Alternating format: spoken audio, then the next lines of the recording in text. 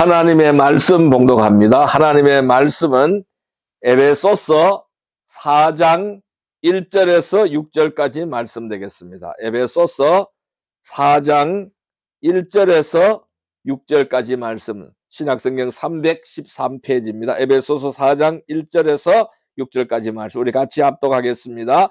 그러므로 주 안에서 갇힌 내가 너희를 권하노니 너희가 부르심을 받은 일에 합당하게 행하여 모든 겸손과 온유로 하고 오래 참음으로 사랑 가운데서 서로 용납하고 평안에 매는 줄로 성령이 하나 되게 하신 것을 힘써 지키라.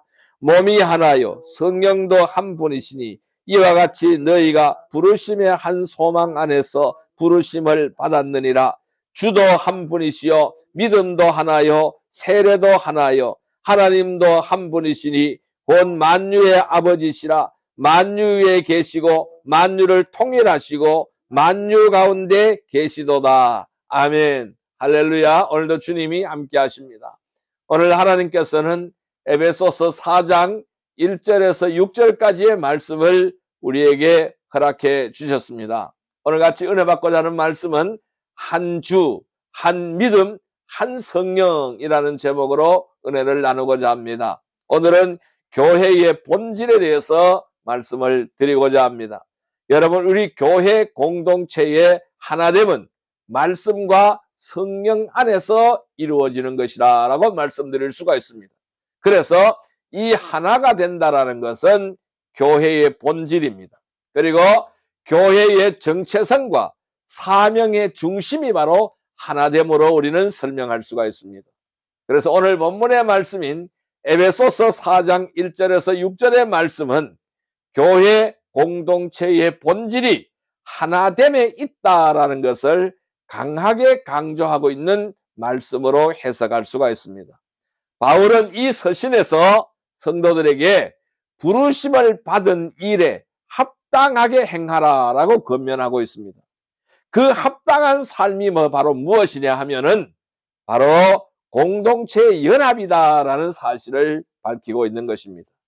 그런 에베소서 4장 3절에 평안에 매는 줄로 성령이 하나 되게 하신 것을 힘써 지키라라고 말씀하셨어요. 이 하나됨이라는 것은 인간의 노력으로 만들어지는 것이 아니라는 것입니다. 이미 성령님께서 이루어 놓으신 은혜의 결과라고 하는 사실을 선언하고 있는 것입니다. 그래서 교회의 하나됨이라는 것은 조직적 통합이 아니라는 것입니다. 외형적으로 나타나는 일치가 아니라는 것입니다. 하나님께서 성령을 통하여 성령 안에서 이루신 영적 본질이 바로 교회의 하나됨이다라고 설명할 수가 있는 것이죠. 그래서 이 하나됨이라 하는 것은 단순한 이상이 아닌 것입니다. 우리의 실제적인 우리의 삶 속에서 삶의 기준이 되어야 한다라는 것을 말씀하고 있습니다. 그래서 이 바울은 이어서 4절에서 6절에 말씀하기를 한 몸과 한 성령이 있다라고 설명하고 있습니다. 한 몸과 한 성령이라고 그랬어요. 또한 한 주, 한 믿음, 한 세례, 한 하나님이라고 설명하고 있습니다. 그렇다면은 이 교회가 하나됨을 유지해야 될 이유를 오늘 신학적으로 자세하게 바울 선생님이 우리에게 설명해 주고 있는 것입니다. 교회의 정체성과 사명이 그 중심이 예수 그리스도와 성령 안에 있다라는 뜻을 말씀하고 있는 것입니다. 여러분, 오늘날 교회는 다양한 배경과 다양한 성향을 가진 사람들이 모인 공동체라고 할 수가 있겠죠. 그러나 그 다양한 속에서도 하나됨을 이룰 수가 있다라는 겁니다. 이 하나됨을 이룰 수 있는 이유는 우리가 모두 같은 주님을 섬기고 있기 때문이다. 또 같은 믿음을 고백하고 있기 때문이다. 또한 같은 성령 안에서 살아가기 때문이라고 설명하고 있습니다. 결국 하나가 된다라는 것은 선택이 아닌 것이죠. 부르심에 합당한 삶의 방식이라는 것입니다. 그리고 교회의 건강과 사역의 능력을 좌우하는 핵심적인 요소가 하나됨이다라고 설명하고 있습니다. 그래서 이 교회가 하나됨을 지킬 때에 세상은 그 안에서 하나님의 사랑과 진리를 볼 수가 있다라는 것입니다. 그러므로 성도는 하나됨을 단순하게 추구하는 것이 되어서는 안 되는 것입니다. 그것을 지키고 실천하는 삶으로 부르심에 응답하는 그러한 성도들이 되어야 될 것입니다. 즉 하나됨은 교회의 본질이다라고 할 수가 있습니다. 그러면 우리가 이 하나됨은 교회의 본질이라고 했습니다. 그러면은 교회의 본질인 하나됨이라는 것은 구체적으로 무엇을 말하고 있을까요? 자, 첫째, 하나됨의 기초는 뭐냐? 성령의 역사다라는 것입니다. 그러면 이 하나됨이라는 것은 하나됨의 기초는 성령의 역사로서 하나가 이루어진다라는 것을 말씀하고 있는 것입니다. 오늘 본문 말씀인 에베소서 4장 3절 말씀을 같이 한번 읽어볼까요? 평안에 매는 줄로 성령이 하나 되게 하신 것을 힘써 지키라. 뭐라 그랬어요? 성령이 하나가 되게 하셨다라고 설명하고 있어요. 평안에 매는 줄로 성령이 하나 되게 하신 것을 힘써 지키라. 우리가 하나 되는 것이 아니라는 겁니다. 성령님이 하나됨을 만들어 놓으셨다라는 것입니다. 즉 교회의 하나됨은 인간의 노력이나 조직이나 노력으로 이루어진 것이 아니라는 것을 분명하게 하고 있어요. 성령께서 이루신 은혜의 결과라는 사실을 분명하게 말씀하고 있는 것입니다. 그렇습니다. 이 하나됨은 인간의 구조가 아닌 것입니다. 성령의 역사로 이루어진다라는 거예요. 그래서 하나됨의 기초는 성령의 역사라고 말씀드릴 수가 있는 것이죠. 그렇다면은 성령은 하나됨의 시작이자 근원이라고 할 수가 있겠죠.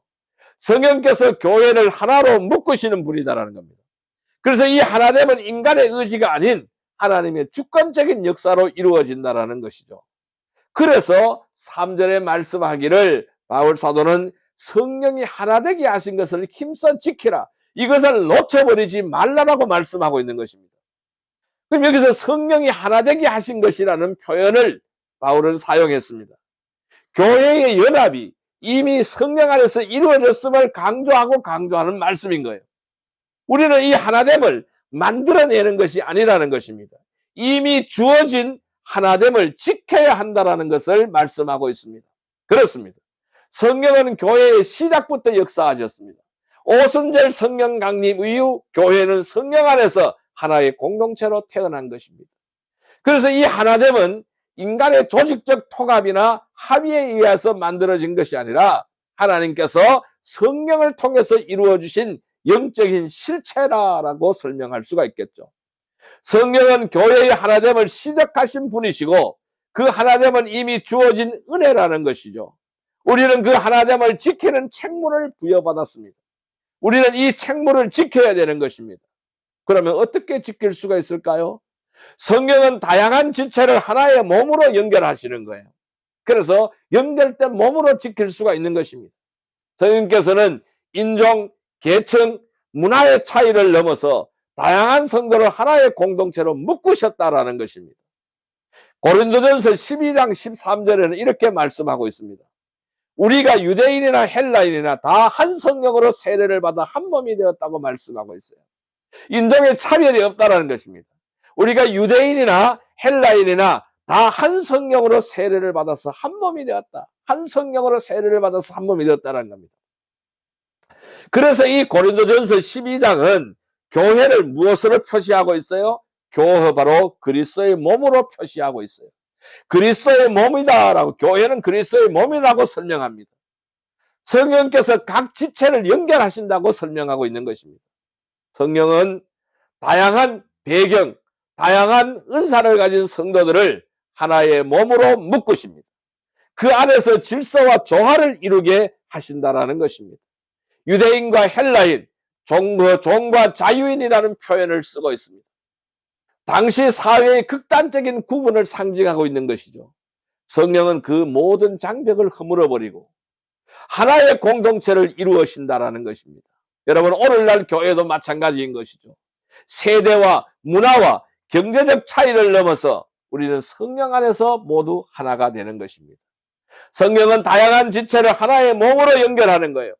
교회는 성령 안에서 차이를 넘어선 연합을 이루는 공동체라는 것입니다. 그런데요, 성령은 하나됨을 깨뜨리는 분열을 근심하십니다. 우리에게는 이 분열이 있어서는 안 된다라는 것이죠. 성령께서는 교회의 분열과 다툼을 근심하십니다. 하나됨을 지키는 것이 영적 책임이라는 것을 강조하고 있습니다. 에베소서 4장 30절 말씀에 이렇게 표현하고 있습니다. 하나님의 성령을 근심하게 하지 말라. 하나님의 성령을 근심하게 하지 말라. 하나님의 성령을 근심하게 하지 말라고 말씀하고 있습니다. 성령은 교회 연합을 이루시는 분이시고 그 하나됨을 깨뜨리는 분열과 갈등은 성령을 근심하게 한다라는 것을 설명하는 것입니다. 여러분, 교회 안에서는 다툼, 정죄, 편가르기, 배타적인 이러한 태도는 성령의 사역을 방해하며 공동체를 약화시키는 요인이 되는 것입니다. 그렇습니다. 하나됨은 단순한 평화가 아닌 것입니다. 성령의 임재와 성령의 역사를 유지하는 통로가 되어야 된다는 것이죠. 성령을 근심하게 하지 않기 위해서는 우리의 말과 행동 또는 우리의 관계 속에서 하나됨을 지키는 태도를 가지는 것이 중요합니다. 성령은 교회의 분열을 근심하십니다. 하나됨을 지켜내야 됩니다. 우리가 이 하나됨을 지키는 것은 성령의 임재를 보호하는 영적 책임이라고 할 수가 있습니다. 그럼 어떻게 지켜낼 수 있을까요? 우리는 성령의 인도에 순종해야 되는 거예요. 성령의 인도에 순종할 때 하나됨은 유지가 된다는 것입니다. 성령의 인도하심에 민감하게 반응을 해야 합니다. 그리고 순종해야 되는 것이죠. 그럴 때 교회의 하나됨이 지속될 수가 있습니다. 자, 갈라디아서 5장 25절에는 이렇게 설명합니다. 갈라디아서 5장 25절에는 우리가 성령으로 살면 또한 성령으로 행할지니라고 설명합니다. 성령으로 살면 성령으로 행한다라고 설명하는 것이죠. 하나됨은 단지 선언으로만 이루어지지 않습니다. 성령의 인도하심을 따라서 살아갈 때에 공동체는 실제적인 연합을 경험을 하게 되어진다는 것입니다. 성령은 우리에게 겸손, 온유, 오래 참음, 사랑의 열매를 맺게 하십니다. 이런 공동체의 관계를 건강하게 유지하는 핵심입니다. 우리의 삶을 변화시켜서 열매를 맺게 하죠. 그 열매는 공동체의 관계를 건강하게 유지하는 핵심이라고 말씀드릴 수 있습니다. 그렇습니다. 우리가 성령의 인도에 순종하는 삶이라는 것은 자기중심적 태도를 내려놓는 거예요. 자기중심적인 태도를 내려놓고 공동체를 위한 헌신과 배려로 이어지는 것입니다. 교회는 성령의 음성에 귀를 기울여야 합니다. 그리고 그분의 뜻에 따라 움직일 때에 하나됨을 지켜낼 수가 있는 것입니다. 성령의 인도에 순종할 때에 교회의 하나됨은 지속되는 것입니다. 하나됨은 성령과 동행하는 삶을 살면 실현되게 되어져 있다는 것입니다. 그래서 이 성령의 바로 하나됨의 기초, 바로 성령입니다. 이 말씀을 요약하면 교회의 하나됨은 성령께서 이루신 역사라는 것이죠. 그 하나됨은 성령의 인도에 순종할 때 유지된다는 것입니다. 성도는 분열을 피하고 성령 안에서 다양성을 넘어선 연합을 실천해야 되는 의무와 책임을 가지고 있는 것입니다. 성도 여러분, 하나됨의 기초는 성령의 역사로 이루어지는 것입니다. 성령 안에서 하나됨을 지키기 위하여 우리는 겸손과 사랑으로 공동체를 섬겨 나가야 될 줄로 믿습니다. 성령의 인도에 순종하며 분열을 피하고 연합을 실천하기를 주님의 이름으로 축복합니다. 두 번째로 우리가 살펴봐야 될 것은, 그렇다면은 이 하나됨의 기초는 성령의 역사인데 두 번째 하나됨의 중심은 무엇이냐 하는 것이죠. 하나됨의 중심은 예수 그리스도이십니다. 우리가 하나됨의 중심은 예수 그리스도라는 것 사실을 우리는 꼭 명심해야 되는 것입니다. 오늘 본문 말씀인 에베소서 4장 5절의 말씀을 볼까요? 에베소서 4장 5절의 말씀을 같이 읽어보겠습니다. 주도 한 분이시요 믿음도 하나요 세례도 하나요. 다시 한번 읽습니다. 주도 한 분이시요 믿음도 하나요 세례도 하나요. 자, 교회의 하나됨은 예수 그리스도라는 중심에서 비롯되는 거예요. 예수 그리스도가 없으면은, 예수 그리스도가 그 중심에 놓이지 않으면은 어떤 것도 하나됨을 이룰 수가 없다라는 것입니다. 그렇습니다. 예수 그리스도는 교회 공동체의 하나됨의 기준이자 중심이라는 것입니다. 즉 예수 그리스도는 교회의 머리가 되신다라는 말씀입니다. 교회의 하나됨은 그리스도를 머리로 인정하고 따를 때가 가능하다는 거예요. 그분을 머리로 삼고 인정하고 따를 때 교회의 하나됨이 이루어진다는 것입니다. 그렇습니다. 골로새서 1장 18절 말씀에는 그의 몸인 교회의 머리시라, 예수 그리스도의 몸은 교회의 머리시라고 골로새서 1장 18절에서 말씀하고 있습니다. 바울은 이 골로새서에서 예수 그리스도를 교회의 머리로 선포하였습니다. 머리는 몸 전체를 지배하고 조율하는 중심이 바로 머리인 거예요. 인간의 사령탑이라는 것입니다. 교회의 사령탑도 바로 누구냐? 예수 그리스도라는 말씀입니다. 교회의 각 지체는 다양한 역할과 다양한 은사를 가지고 있지만은 그 모든 기능은 머리이신 그리스도께 연결이 되어 있어야만 건강하게 작동한다는 것입니다. 머리이신 예수 그리스도를 중심에 둘 때에 교회는 방향성을 잃지 않습니다. 그리고 사명을 향해 똑바로 나아갈 수 있게 되어진다는 것이죠. 하나 된다는 것은 머리이신 예수님께 순종할 때에 자유롭게 이루어지게 되는 것입니다. 그분의 뜻을 따를 때에 분열이 아닌 연합이 나타나게 되어진다는 것입니다. 그렇습니다. 예수님은 교회의 머리이시고 그분께 순종할 때에 하나됨이 유지가 되어지는 것입니다.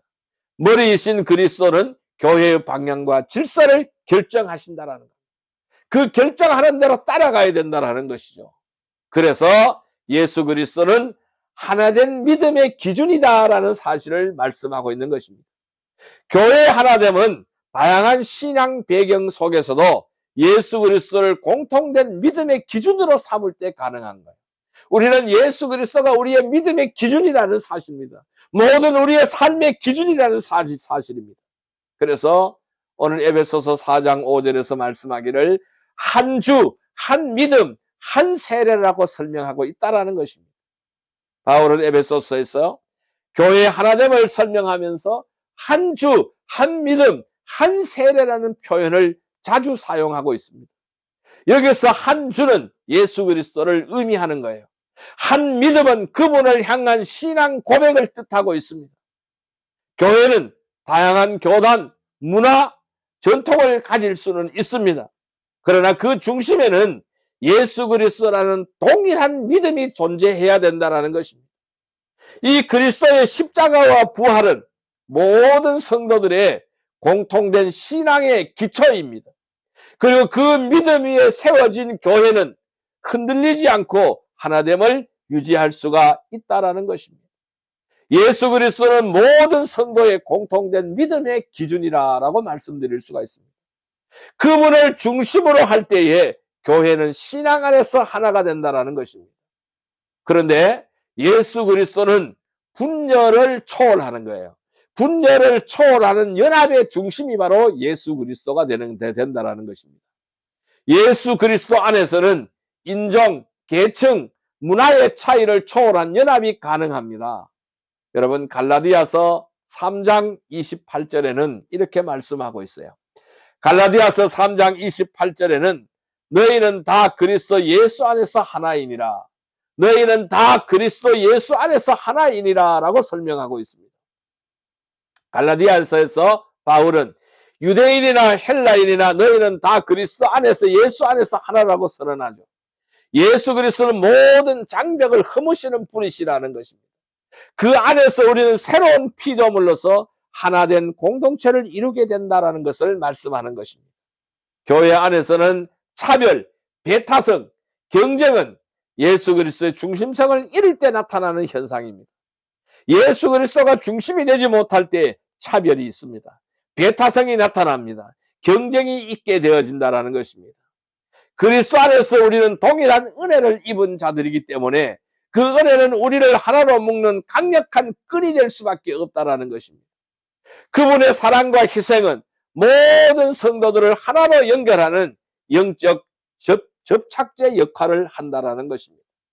예수님은 모든 차이를 초월한 연합의 중심인 거예요. 그분 안에서 우리는 하나된 공동체로 살아갈 수가 있다는 것입니다. 또한 우리가 또 우리 마음에 둬야 될 것은요, 예수 그리스도를 나의 중심에 둘 때에 사명이 하나로 향한다는 것입니다. 그렇습니다. 교회의 사명이 한 군데로 향하게 되어진다는 것입니다. 교회가 예수 그리스도를 중심에 둘 때에 공동체의 사명과 방향이 일치하게 되어진다는 것을 말씀하고 있는 것입니다. 요한복음 17장 21절에는 이렇게 설명하고 있습니다. 아버지께서 내 안에 계시고 내가 아버지 안에 있는 것 같이 그들도 다 하나가 되어, 이렇게 설명합니다. 아버지께서 내 안에 계시고 내가 아버지 안에 있는 것 같이 그들도 다 하나가 되어, 이렇게 설명을 했어요. 예수님은 요한복음 17장에서 제자들을 위한 기도를 하시는 것입니다.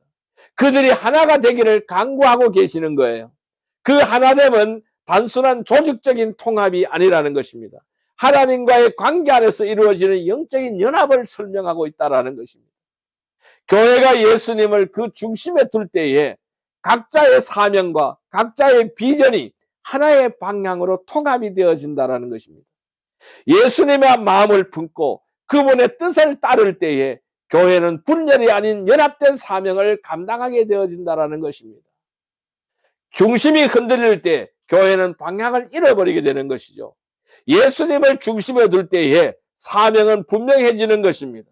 하나되면 더욱더 견고해지는 것입니다. 왜 교회가 하나가 되지 못할까요? 왜 사명이 하나로 향하지 못할까요? 예수 그리스도를 중심에 두지 못하기 때문에 그렇다라는 것입니다. 우리가 예수님을 중심에 둘 때 교회의 사명은 하나로 직결되게 되어져 있습니다. 그 중심이 흔들리지 않을 때에 연합은 지속되는 것입니다. 여러분, 이 두 번째 내지를 요약한다면은 예수 그리스도는 교회의 하나됨의 중심지이자 기준이라는 것입니다. 그분 안에서 우리는 하나된 믿음과 사명을 공유하게 되는 것입니다. 그리스도를 중심에 둘 때에 교회는 분열을 초월하고 연합된 공동체로 살아갈 수가 있다는 것입니다. 성도 여러분, 하나됨의 중심은 어디에 있을까요? 예수 그리스도에 있습니다. 우리는 예수 그리스도를 통해서 하나가 되어야 하는 겁니다. 모든 판단과 관계의 중심에 예수 그리스도를 우리는 두어야 합니다. 그리스도 안에서 하나된 믿음을 지키며 공동체를 세워나가시기를 주님의 이름으로 축복합니다. 이제 세 번째를 보겠습니다. 세 번째는 하나됨의 실천입니다. 이 하나됨의 실천은 무엇으로 이루어질까요? 겸손과 사랑으로 이루어지는 것입니다. 하나됨의 실천은 겸손과 사랑입니다. 에베소서 4장 2절 말씀, 오늘 본문의 말씀 에베소서 4장 2절 말씀을 같이 읽어볼까요? 모든 겸손과 온유로 하고 오래 참음으로 사랑 가운데서 서로 용납하고, 다시 한번 읽습니다. 모든 겸손과 온유로 하고 오래 참음으로 사랑 가운데서 서로 용납하고 그랬습니다. 교회의 하나됨은 성도들의 겸손과 사랑을 통해서 실천되어진다는 것을 말씀하고 있습니다. 하나됨은 겸손과 사랑의 태도를 통해서 구체화되어진다는 것입니다. 그렇습니다. 겸손은 하나됨의 기초를 놓는 태도가 된다는 것입니다. 교회 하나됨은 성도 개개인의 겸손한 태도에서 시작이 되는 것입니다. 겸손은 자신을 낮추고 타인을 높이는 마음의 자세인 것이죠. 그래서 공동체 안에서 갈등을 줄이고 이해를 넓히는 기초가 되는 것입니다. 그것이 바로 겸손입니다. 그래서 오늘 4장 2절 말씀에 모든 겸손과 온유로 오래 참음으로 사랑 가운데 서로 용납하고, 이렇게 말씀하고 있습니다. 겸손은 단순히 자신을 낮추는 것만이 아닙니다. 하나님 앞에서 자신을 올바르게 인식하는 태도가 겸손이라고 할 수가 있습니다. 이는 타인을 판단하거나 정죄하기보다는 그들의 입장을 이해하고 존중하는 자세로 이어지게 되는 것이죠. 교회 공동체 안에서 겸손은 갈등을 예방하는 거예요. 갈등을 예방하고 서로 다른 배경과 성경을 가진 성도들이 하나로 연합하는데, 하나로 묶이는데 필수적인 요소가 바로 겸손인 거예요. 그래서 빌립보서 2장 6절에서 8절에는 예수님께서 자기를 낮추사 죽기까지 복종하셨다라고 말씀하셨어요. 자기를 낮추사 죽기까지 복종하셨다. 누가? 우리 주 예수 그리스도께서 자기를 낮추사 죽기까지 복종하셨다고 했습니다. 이 그리스도의 겸손은 뭘까요? 교회의 모델이 되는 것입니다. 성도들은 그분의 겸손을 본받아야 합니다. 그래서 이 겸손한 성도는 자신의 의견을 주장하기보다는 공동체 유익을 먼저 생각하고 하나됨을 위하여 자신을 희생할 줄 알아야 된다는 말씀입니다. 겸손은 하나됨의 시작점이 되는 거예요. 출발점인 거예요. 자신을 낮추고 타인을 높일 때에 교회는 진정한 연합을 경험을 하게 되는 것입니다. 또 두 번째 요소는 뭘까요? 사랑이 되는 것입니다. 이 사랑은 하나됨을 유지하는 능력이 되는 거예요. 이 사랑이 있어야 하나됨을 유지할 수가 있는 겁니다. 하나됨은 사랑을 통해서 지속이 되어지는 거예요. 사랑은 단순한 감정이 아닙니다. 의지적 선택이며 행동이 바로 사랑인 거예요. 성도 간의 사랑은 교회의 정체성을 드러내는 거예요. 세상에 그리스도의 모습을 나타내는 거예요. 자, 요한복음에서는 매우 중요한 말씀을 하시고 있습니다. 요한복음 13장 34절 35절에는 이렇게 말씀하고 있어요. 서로 사랑하면 이로써 너희가 내 제자인 줄 알리라 라고 말씀했어요. 서로 사랑하라는 것입니다. 서로 사랑하면 이로써 너희가 내 제자인 줄 알리라 라고 말씀하고 있어요. 예수님은 제자들에게 세 계명을 주시면서 서로 사랑하라 라고 명령하셨습니다. 그런데요, 이 사랑은 어떤 사랑일까요? 조건 없는 사랑입니다. 상대의 부족함을 품고 용납하는 사랑이라는 것입니다. 교회 안에서 사랑은 갈등을 덮고 상처를 치유하며 연합을 이루는 힘이 되는 것입니다. 그래서 고린도전서 13장에서는 사랑의 본질을 설명하고 있잖아요. 그 사랑의 본질을 설명하면서 이렇게 말씀합니다. 사랑은 오래 참고 온유하며 시기하지 아니하며라고 설명하고 있습니다. 이러한 사랑은 하나됨을 유지하는 데 필수적인 요소가 된다는 것입니다. 사랑이 없는 공동체는 쉽게 분열되어질 수가 있습니다. 사랑이 있는 공동체는 어려움 속에서도 함께 나아가게 되는 것입니다. 똘똘 뭉치게 되는 것입니다. 그래서 그 난관을 돌파하게 되는 것입니다. 사랑은 하나됨을 지속시키는 힘이 되는 거예요. 성도 간의 사랑은 교회의 정체성과 연합을 드러내는 것입니다. 자, 이 사랑과 하나가 되기 위해서는 세 번째 요소는 뭘까요? 용납입니다. 두 번째는 사랑이라고 말씀드렸고 용납이 첫째는 겸손이고 두 번째는 사랑이고 세 번째 용납입니다. 뭘까요? 이 용납은 바로 뭐냐? 다름을 품는 하나됨의 자세인 거예요. 교회는 다양한 배경과 성향을 가진 성도들이 모인 공동체잖아요. 그래서 하나됨은 동일함이 아니라는 것입니다. 다 똑같은 것이 아니라는 것입니다. 다름을 인정하고 용납하고 품는 태도에서 실현되어진다는 것입니다. 그래서 로마서 15장 7절에는 이렇게 말씀하고 있어요. 그러므로 그리스도께서 우리를 받아 하나님께 영광을 돌리시는 것 같이 너희도 서로 받으라 라고 말씀했어요. 그리스도께서 우리를 받으신 것 같이 우리도 서로 받으라고 주님은 말씀하고 있는 것입니다. 용납은 상대방의 다름을 인정하는 것입니다. 그 다름 속에서도 함께 할 수 있는 공간을 마련하는 태도가 바로 용납이라고 할 수가 있습니다.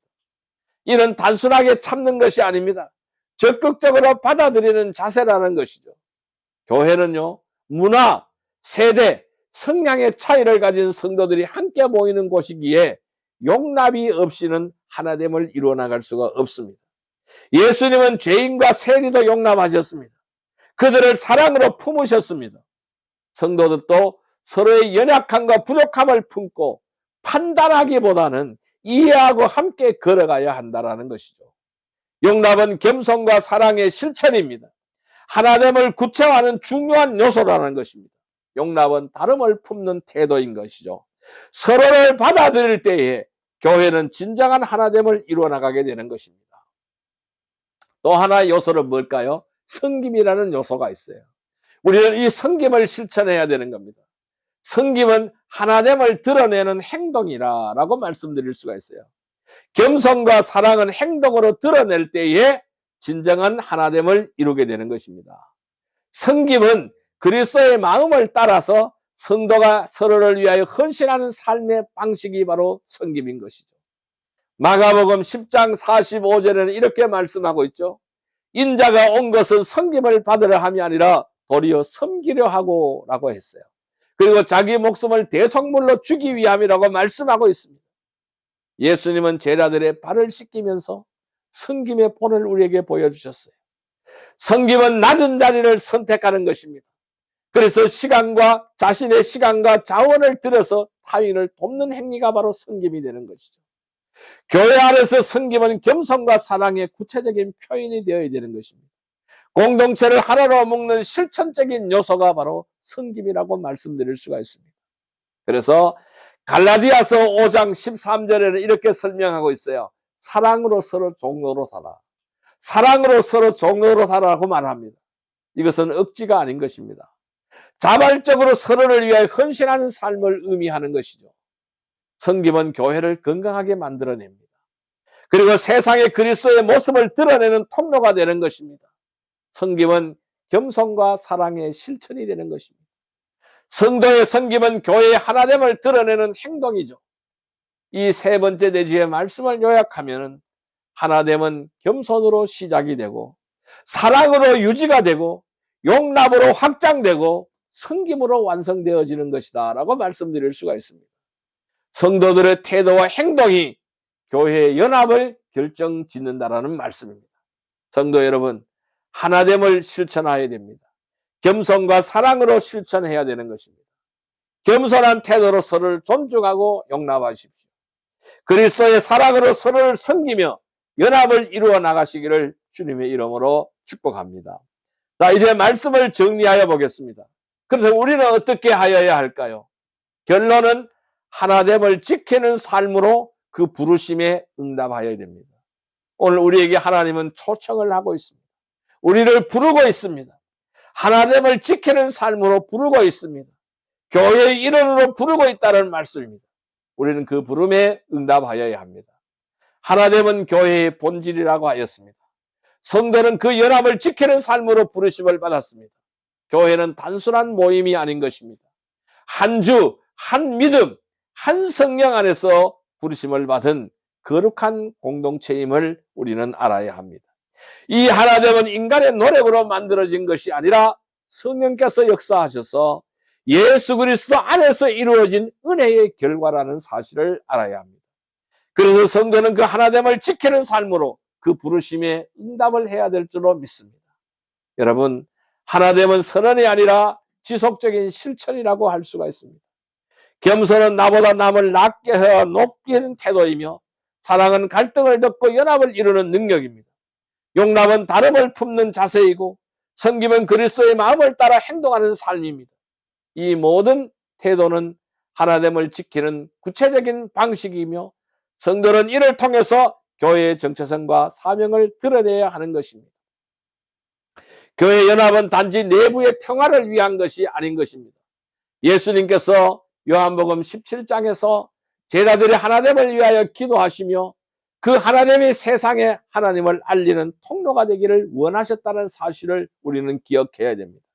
교회가 하나 될 때에 세상은 그리스도의 사랑을 보고 하나님께 영광을 돌리게 되어진다는 것이죠. 하나됨이 선교인 것입니다. 세상 속에서 교회가 빛과 소금으로 살아가는 힘이 바로 하나됨인 것입니다. 그러므로 성도는 하나됨을 지키는 삶으로 부르심에 응답해야 됩니다.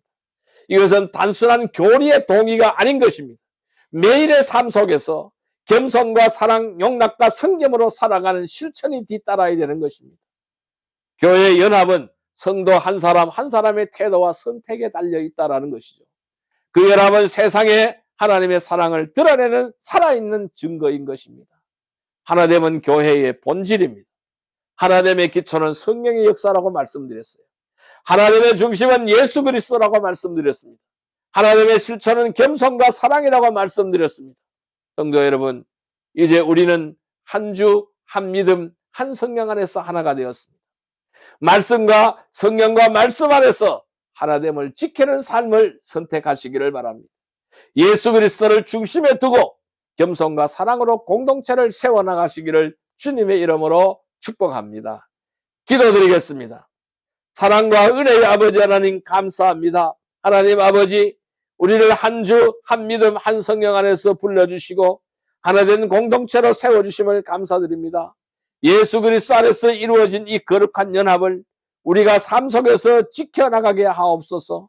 겸손하게 서로를 존중하고 사랑으로 섬기며 다름을 용납하는 성숙한 믿음의 공동체가 되게 하여 주옵소서. 우리 하나됨을 통하여 세상이 주님의 사랑을 보게 하시고 교회를 통해 하나님의 영광이 드러나게 하옵소서. 오늘도 그 부르심에 응답하는 삶을 살아가게 하시며 성령의 인도하심을 따라 하나됨을 실천하게 하옵소서. 예수님의 이름으로 기도드리옵나이다. 아멘.